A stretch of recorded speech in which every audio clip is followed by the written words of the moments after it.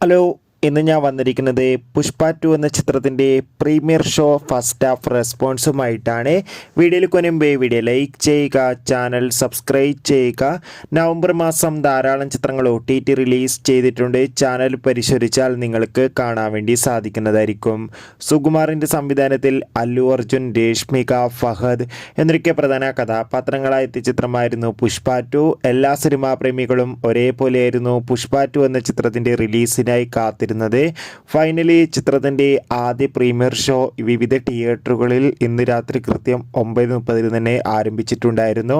അങ്ങനെ കാത്തിരിപ്പിനോട് ഇപ്പോൾ ഇതാ ആദ്യ പകുതിയുടെ റെസ്പോൺസും പുറത്തുവന്നിരിക്കുകയാണ്. ചിത്രത്തിൻ്റെ ആദ്യ പകുതിക്ക് അതിഗംഭീരമായ പോസിറ്റീവ് റെസ്പോൺസ് തന്നെയാണ് വന്നുകൊണ്ടിരിക്കുന്നത്.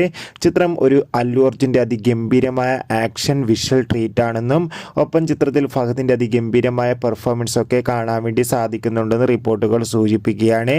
എന്തായാലും കാത്തിരിക്കാം പുഷ്പ 2 എന്ന ചിത്രത്തിൻ്റെ കൂടുതൽ റെസ്പോൺസ് അറിയാൻ വേണ്ടി.